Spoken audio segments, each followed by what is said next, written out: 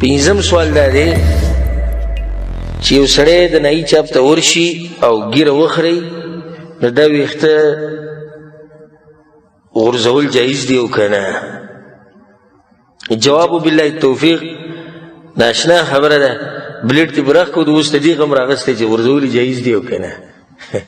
دا ډېر ناشنا سوال دی. اوس یې غورځولی شم او که نه؟ نو چې دومره په مینې نه بلیډ ته پورې راښکودو، دومره چې مینې قینچي له تورې نیولې ده. اوس درته پوښتنه کوي چې کډر ته ګزارلی شم او که نه، او ډرام ته ګزارلی شم او که نه؟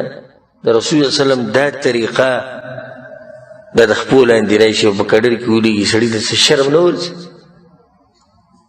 ناولنۍ مسله خو دا ده چې ږیره خریل حرام دي،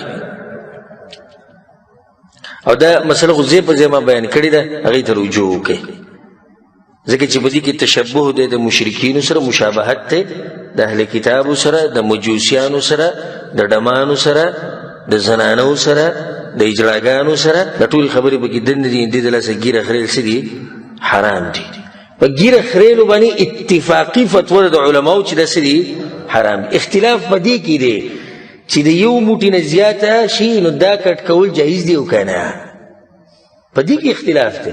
په دې کې اختلاف نشته چې خریل یې څنګه دي. خریل خو اتفاقي مسله چې خریل نه دي جایز، او په هغې کې هم راجح خبره دا ده چې ږیره به بلکل نه وړه کړي. او ویښته د ږیرې غورځول په دې کې څه ګناه نشته، اگر که غوره دا دي چې دا نوکونه او د ږیرې دا ویښته دا سړی په یو ځای کې ښخ کړي، اگر که غوره دا دي.